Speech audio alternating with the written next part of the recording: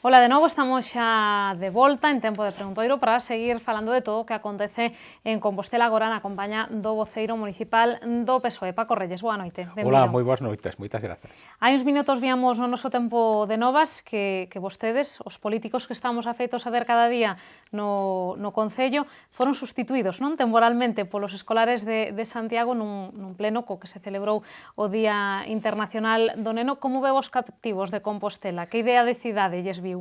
Pois a verdade é que a mí impresionoume o ben traballado que levaban eles o pleno. Efectivamente, o que fixeron foi sustituirnos, pero fixeron moi ben, fixeron un pequeno debate, fixeron, obviamente, un recoñecemento ao día dos delitos do neno. A verdade é que sorprendeume que lles preocupaban, por exemplo, alguna cousa lóxica ou esperable, como, por exemplo, os espazos e as actividades de lecer, pero tamén lles preocupou moito, por exemplo, que se lles tivera en conta a hora de preguntarlles sobre os espazos e as actividades de lecer. Preocupoulles tamén, e o comentaron, o tema do cuidado e da crítica do vandalismo sobre o mobiliario público, por exemplo, e tamén lles preocupaba o botellón, cosa que tamén é sorprendente que xa esas edades eles teñan en conta que hai un tema que é o alcohol e que o que non se pode facer, evidentemente, é abusar do consumo do alcohol. Tomaron nota vostedes de algunhas ideas?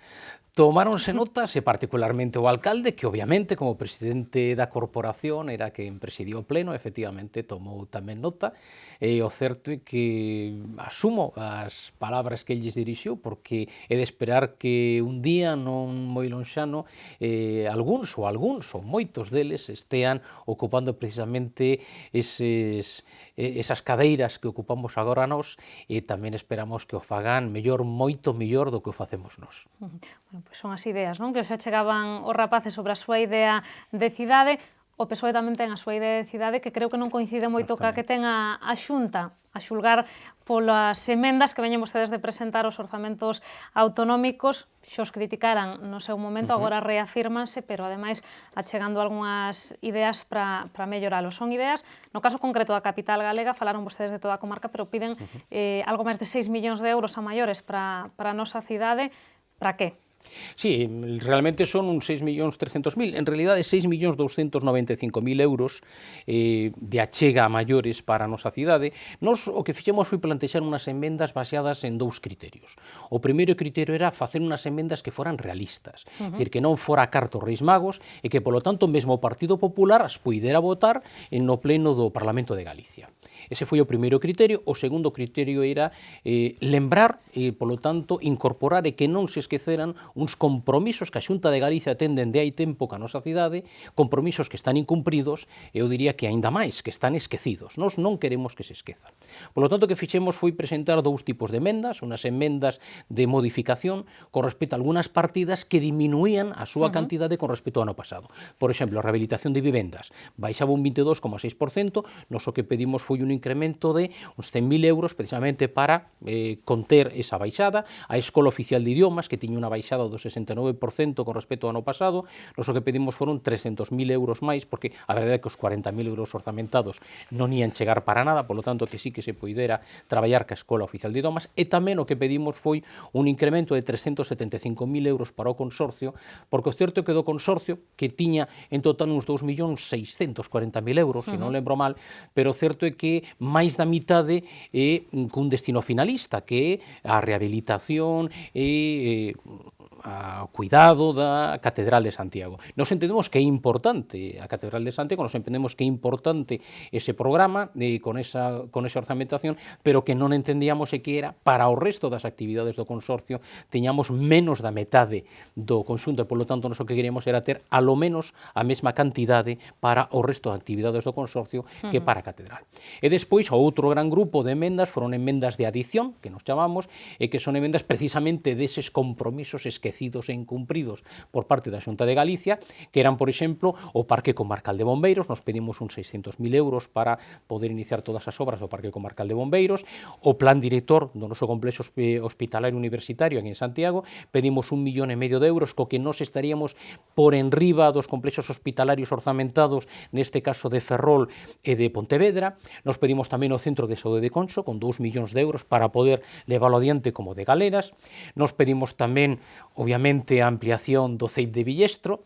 Nos pedimos tamén €500.000 para a estación de autobuses que ten que conformar a parte da estación intermodal, e polo tanto nos 150.000 euros tamén, neste caso, para o realoxo dos veciños do Banco do Pobre.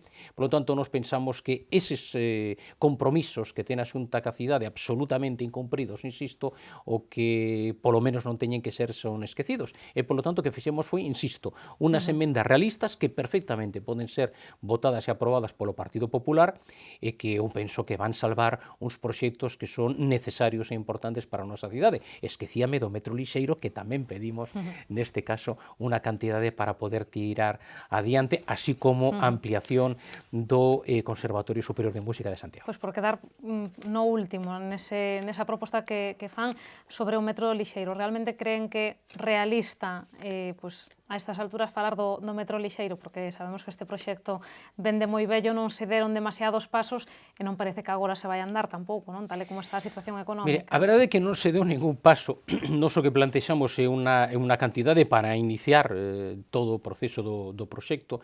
Nos pensamos que é importante. Se nos de verdade o que queremos é que o noso aeroporto de Lavacolla sexa de verdade o aeroporto central, que o é dende o punto de vista xeográfico, e dende logo o aeroporto de referencia, porque é o mellor aeroporto en infraestructuras, en localización, pero certo que temos que darlle un servizo ao resto dos galegos e nós queremos ser verdadeiramente o aeroporto central de Galicia. E, polo tanto, nós temos que conseguir que o aeroporto de Galicia estea o máximo de 40-45 minutos das 7 grandes cidades da nosa comunidade autónoma, para que eles podan chegar en 45-50 minutos ao aeroporto de Lavacolla. Por lo tanto, é importante, por unha banda, a estación intermodal, por certo, esquecida nos orzamentos do Estado e esquecida nas súas demandas por parte do noso goberno municipal, que primeiro o anterior alcalde Gerardo Conde Roa, cas súas ideas de que non facía falta simplemente unha padeira na Bacolla, e últimamente o noso actual alcalde Ángel Currás, cos seus plantexamentos de que non necesita Santiago unha estación de futuro, sino unha estación para hoxe, pois a verdade é que o que temos é un alonxamento do inicio das obras da estación intermodal. É necesario a estación intermodal e, por outra banda, esa conexión rápida e inmediata da estación intermodal co aeroporto de Lavacolla, insisto, para dar un servizo a todos os galegos e, polo tanto, para mellor servizo do noso aeroporto de Lavacolla. Onde falábamos ca voceira do Goberno con María Pardo sobre as emendas que presentaron a oposición, que tanto PSOE como BNG, as contas autonómicas, dicíanos ela que o PP non vai presentar emendas no que ten que ver con Compostela porque entende que se satisfán todas as necesidades da capital galega. Como ven esta postura? Pois mire, sorprende un pouco, porque a verdade é que no 2009, que foi o último orzamento dun goberno progresista, neste caso presidido por Emilio Pérez Touriño, os orzamentos de investimentos para a nosa cidade era de 150 millóns de euros. O Partido Popular naquele entón estaba na oposición e decían que era pouco. E agora este ano que os investimentos que plantexa a Xunta de Galicia para a nosa cidade non chegan aos 11 millóns de euros, parecelles dabondo. Mire, a verdade é que iso non o podo comprender. O que si comprendo e si podo entender é que eles non queran facer ningún tipo de emenda aos orzamentos da Xunta de Galicia, porque claro, con toda a situación que teñen, cos disgustos que lle están a dar sistemáticamente o presidente da Xunta e o vicepresidente, que é o secretario xeral do Partido Popular en Galicia, pois a verdade é que comprendo que o que queran sexa pasar desapercibidos. Mire, eu penso que o que hai que facer nunha cidade, particularmente cando un ten o goberno desa cidade, é precisamente pelexar por ela, é precisamente pedir para esa cidade. Non estamos a pedir calquera cousa, estamos a pedir o que xa é un compromiso, insisto, do goberno galego ca nosa cidade, moito tempo incumprido e, polo tanto, eu penso que hai que estar aí. Outra cousa é que os membros do actual goberno do Partido Popular na nosa Compostela teñan máis interese en que o presidente da Xunta lles poda garantir voltar a ser candidatos para as novas eleccións municipais que non pedir cousas para Compostela. Eu, dende logo, cambio perfectamente os intereses, eu prefiro pedir para Compostela e non para min. Dicía a voceira do Goberno que sí que está a pedir o alcalde de Santiago e facía referencia neste sentido ás obras que se visitaban o pasado luns, que participaban nesa visita o conselleiro de Medio Ambiente, o delegado do Goberno en Galicia e la mesma, a esa libadeiro de Brandía. Nesa visita xa dicía Agustín Hernández que estas obras tomaron un impulso grazas á insistencia de Ángel Currás porque levaban paradas desde 2009, sabemos que por un problema que a empresa adxudicataria deses traballos, pero dicía o conselleiro que foi o alcalde o que se empeñou en que se retomaran estes traballos do colector xeral. Hombre, dende logo por interese de Agustín Hernández, conselleiro de Infraestructuras e, por certo, número 25 da lista electoral do Partido Popular ás últimas eleccións municipais, dende logo non foi. Por interese de Agustín Hernández non foi, porque ele é conselleiro, efectivamente, desde ese 2009, cando o Partido Popular volta novamente ao goberno da Xunta, e aínda estamos á espera do tema dos colectores.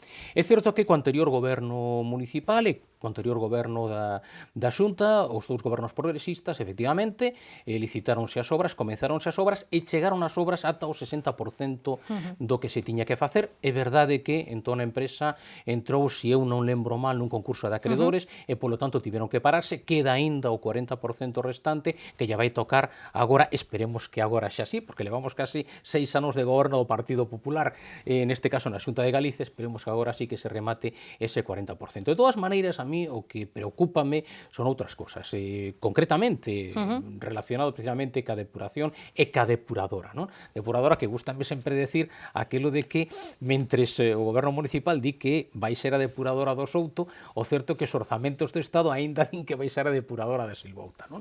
Pero aparte diso, mire, o certo é que a min preocúpame porque estamos diante dun esquecemento e incumprimento serio e ao noso xuízo grave por parte do Estado con respecto ao convenio que se firmou hai uns meses. Non achegou a cantidade que tiña o compromiso de achegar ao Estado.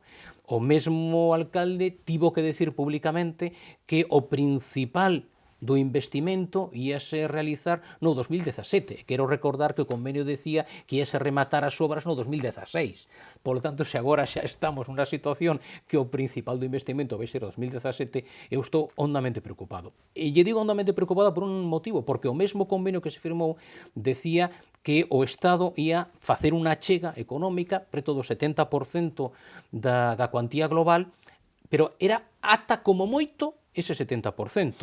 A Xunta tamén, como moito, iba a facer o 15%. E decía o mesmo convenio que o Concello de Santiago ia ter que aportar todo o demais. Por lo tanto, a mí preocúpame que non se estean a facer as oportunas achegas. O que é evidente que no 2014 non vai entrar unha soa máquina para traballar na EDAR. O certo é que non imos cumplir, dende logo, o plantexamento que facían os fondos do FEDER, e a verdade é que o que estamos pendentes de que os fondos FEDER se podan alongar no tempo, porque o certo é que se non teñen esa posibilidade de alongarse no tempo, os imos perder, porque a verdade é que tiñamos que comenzar as obras no 2013, e é evidente que se se van licitar no 2014, como di don Agustín Hernández, que imos ver se efectivamente xa é a data, dende logo non estaríamos a cumprir cos fondos FEDER, e preocúpanos a posible perda deses fondos, porque senón nas imos pagar vostede, máis eu, máis todos os que nos están a ver do seu propio peto. María Pardo está convencida de que non se van perder eses fondos, falaba desa posibilidade de prorrogar esas achegas europeas, e dicía que sí, que en 2014 vai ser licitada esta obra, pero que xa se sabe que os trámites son lentos, é moi crítica, como sabe vostede, a voceira do goberno cos trámites administrativos, en este caso tamén fala do farragosa que é a administración, en ocasións que impide que as obras se executen cando se desexa. Bueno, o problema é que o que tiñamos foi unha licitación feito, que tiñamos foi un estudio medioambiental feito, o que tiñamos era simplemente uns terreos, ademais, que estaban expropiados. E o problema é que eles tiñan unha promesa electoral que tiña que cumprir, que era modificar o lugar de establecemento da EDAR, e, polo tanto, ter que dar resposta a esa promesa electoral foi o que levou a este goberno a retrasar 2 anos, prácticamente, o inicio das obras. Eles dixeron no seu momento que ian comezar no 2012, onde vai o 2012, eles dixeron que ia comezar no 2013, onde vai o 2013, agora din que vai comezar o 2014, que non se van perder os fondos, o gallá. O que pase que, o que lle pregunto a María Pardo é, pode firmar nun papel e pode asegurar a todos os composteláns que non se van perder? Esa é a pregunta. Bueno, pois, pola resposta haberá que agardar. Outro asunto polo que quería preguntarlle ten que ver con Sogama, porque sabemos que hai 80 alcaldes que están moi preocupados pola suba do canon de Sogama, alcaldes que non son, obviamente, ningún deles do Partido Popular. E deste asunto tamén falábamos onte con María Pardo, preguntáballe cal podería ser o impacto para as contas municipais en Compostela, falaba dun impacto dun 750.000 euros, dicía que a concelleira Cecilia Sierra está buscando fórmulas para encaixar este duro golpe, porque ao fin e ao cabo é un duro golpe para as arcas municipais. Como ve vostede toda esta polémica? Cal cree que debería ser os pasos a dar polo goberno compostelán? Pois mire, imos por partes. O primeiro, imos tratar o tema de Sogama. Sogama atópase nunha situación en que o goberno Rajoy, Partido Popular, goberno de Madrid, o que falle subir o canon da electricidade, da xeneración de enerxía eléctrica, e, polo tanto, iso vai afectar claramente á produción de enerxía por parte de Sogama. Neste caso, ademais, Sogama nestes momentos presenta un déficit de 4 millóns de euros e presenta, polo que son as cifras oficiais, unha débeda duns 24 millóns de euros. Polo tanto, habería, obviamente, que cubrir esta situación. O certo é que, para cubrir esta situación, bastaría cunha suba dun 8% no custo, evidentemente, do tratamento do lixo. Eles o que plantexan é unha suba do 34%. Claro, isto solamente ten unha explicación, e a explicación é que queren pasar dun déficit de 4 millóns, insisto, con unha débeda de 24 millóns, a que o ano que ven teñan un superávit de 10 millóns de euros. Pero iso obviamente vai ser para a maior gloria da empresa que está a xestionar, que ten a concesión para xestionar Sogama. Por outra banda, mire, o certo é que este é un problema da Xunta de Galicia. O problema da Xunta de Galicia porque Sogama, o 51% da propiedade de Sogama é da Xunta de Galicia. A Xunta de Galicia ten 4 conselleiros no Consello de Administración de Sogama. Un deles, por certo, conselleiro de Medio Ambiente. Polo tanto, o que teñen que facer é unha solución. Se eles non foron quen de xestionar de maneira axeitada, o que teñen que facer é que sexa Xunta a que asuma precisamente esta desviación orzamentaria, porque lle vou dicir unha cousa, se lle van subir a tasa a todos os veciños, o certo é que a tasa non pode dar beneficios por pura lei, é dicir, pola propia lei de facendas locais e por la propia lei de tasas e prezos públicos, a tasa soamente pode cubrir como moito o custo do servizo, non pode dar beneficios, por lo tanto, poderíamos estar diante dun serio problema legal. Por outra banda, que é o que vai facer o noso Concello? Home, o que sorprende que cando todos sabíamos cal era o problema que tiña Sogama, hai aínda 2 semanas que se aprobou inicialmente as ordenanzas fiscais. Eles o que dixeron é que non ían subir a tasa do lixo. Iso é o que eles dixeron. O goberno mantén aínda agora que non vai todo o mundo sabía. Bueno, por outra banda, o que lle din nun documento oficial firmado por doña Cecilia Sierra ao Ministerio de Facenda é que van subir os ingresos por tasas e prezos públicos un 2%. Por lo tanto, van ter que explicar que o que nos están a decir a nos que non suben e que o que lle din ao Ministerio de Facenda de que van recadar un 2% máis que o ano pasado. Pero, ademais, mire, a situación é moi clara. Eu penso que estas ordenanzas fiscais, como pasou cos orzamentos para o 2013, como pasou como os orzamentos para o 2014, o certo é que son o fruto da improvisación, o certo é que van dando bandazos, o certo é que son o resultado das ocurrencias e que, dende logo, que non existe nin planificación, nin previsión por parte deste goberno. Eso sí que é grave, máxime cando estamos a falar de orzamentos e cando estamos a falar de ordenanzas fiscais, polo tanto, dos tributos que todos imos pagar. Descartaba María Pardo que foran ao final os veciños os que teñan que asumir esa suba do canon. Dicía que había que estudar medidas, pero internas, digamos, dentro do propio Concello. Falaba da posibilidade de pedir prazos, non, para facer fronte a esta suba. Ve vostede que hai posibilidade diso? Mire, imos ver, eu volto a decir o mesmo. A mí sorpréndeme que eles o que están é sempre a ponerse de xeonllos diante da Xunta de Galicia. Mire, a Xunta de Galicia é a responsable do que está a pasar con Sogama. Non é o Concello de Santiago, eso o teño moi claro. Polo tanto, quen ten que asumir a súa mala xestión é a propia Xunta de Galicia, que, insisto, é a propietaria maioritaria de Sogama. Polo tanto, eles teñen que dar esa resposta, eles teñen que asumir ese custo incrementado, ben sexa por a súa mala xestión, insisto, déficit, débeda, ou ben sexa por la subida do canon da electricidade dun goberno amigo deles, que é o goberno do señor Rajoy en Madrid. Bueno, último asunto, que xa nos queda moi pouco tempo. Boas noticias que nos chegan dende Lavacolla con ese novo voo a Roma, e uns días coñecíamos tamén que Ryanair decidiu manter á venda os seus billetes a Londres e a Frankfurt. Non se sabe se, como parte dunha estrategia, non, para chegar a un acordo co goberno local para posibles axudas.